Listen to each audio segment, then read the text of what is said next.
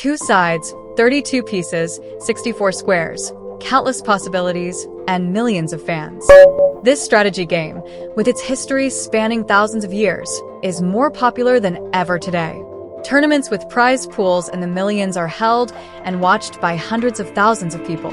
So, what happened to make chess, where 2 people spend hours thinking and taking turns moving pieces, becomes so popular? The rapid rise in the game's popularity dates back to the pandemic. While restrictions and lockdowns negatively impacted many sectors, they also multiplied the size of some, such as e-commerce, online meeting tools, and food delivery apps. Chess is among those that have grown during these lockdowns. Before the pandemic, chess.com, the most popular chess platform, had 30 million members. In just 1 year, this number nearly doubled, reaching 57 million in March 2021. Towards the end of that year, the 75 million threshold was surpassed. The site reached 100 million members by the end of 2022 and exceeded 200 million by 2025. Chess.com has almost 7-fold its membership in the 5.5 years since the pandemic, and its average annual membership growth during this period is approximately 40%. Of course, the pandemic isn't the only factor driving this growth. It's clear that chess's popularity has increased even in the post-COVID years. However, it's also undeniable that 2020 and 2021 were the golden years for chess's widespread adoption. This growth, along with the pandemic, was also driven by the critical impact of the miniseries The Queen's Gambit, which premiered on Netflix in October 2020. The series was highly acclaimed by audiences and critics, garnering 62 million views in its first month, making it Netflix's most-watched miniseries to date. The series' success also fueled public interest in chess. During the series' run, sales of chess sets doubled at some retailers in the US, while chess book sales increased by 600%. This increased interest likely led viewers to realize that, despite its fanciful title, The Queen's Gambit is an opening involving the sacrifice of only one pawn, and that it's generally not taken by the opponent. Chess streamers and channels have contributed just as much to the chess boom as the series itself. Hikaru Nakamura, the world's second highest-rated chess player, has been streaming on Twitch since 2018. He has seen his viewership multiply tenfold in the first 4 months of the pandemic, and he has nearly 2 million followers on the platform. His YouTube subscriber count has also climbed from 80,000 at the beginning of the pandemic to nearly 3 million. Another major chess streamer is Gotham Chess. Levi Rosman's YouTube channel has over 6.5 million subscribers, reaching 1 million subscribers in mid-2021.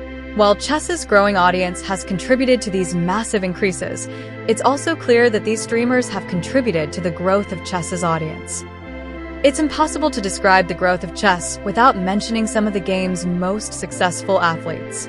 Young Indian super grandmasters have boosted interest in the sport in one of the world's most populous countries. Indian chess was previously one of the leading chess nations, producing world champion. However, with the new generation, Indian chess is experiencing unprecedented success. This, in turn, is driving chess's popularity in the Indian subcontinent. The Chess Base India channel, which reached 1 million subscribers by the end of 2022, is counting down the days to reach 3 million. Furthermore, Gukesh, one of the new generation's leading stars, is now a world chess champion. Former chess champion Ding Liren is one of the most influential figures in the popularization of chess in China, another of the world's most populous countries. Besides China's only open-world champion, its dominance in the women's category is also contributing to the growing interest in chess in the country. Even if the wind were to blow in the wind, classical chess wouldn't have achieved this popularity with its hour-long matches. Rapid chess formats have made the sport incredibly easy to play and watch. Bullet, blitz, and rapid chess make up the vast majority of matches played on online chess sites. These formats are also helping chess find its way into esports events.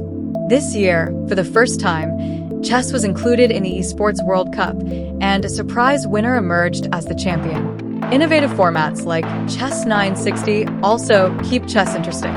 While Fischer invented the format 30 years ago, it's relatively new considering chess history. Sports investments are a new trend in recent years.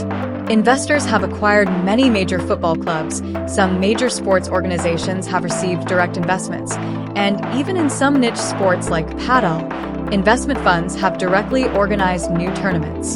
Chess has naturally been positively impacted by this trend. For example, a $12 million fund called Freestyle Chess has been established to organize Chess 960 tournaments.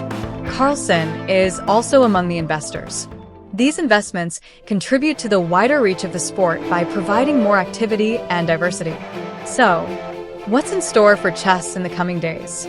It's unrealistic to expect such aggressive growth to continue.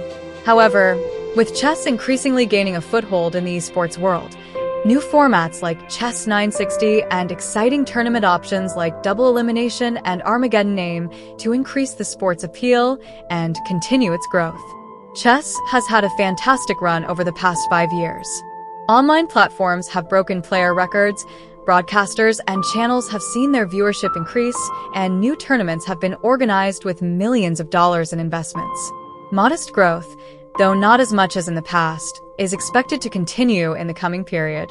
With entertaining formats and new investments, the sport is preparing for its future. Only time will tell. The video is finished. You can consider liking and subscribing.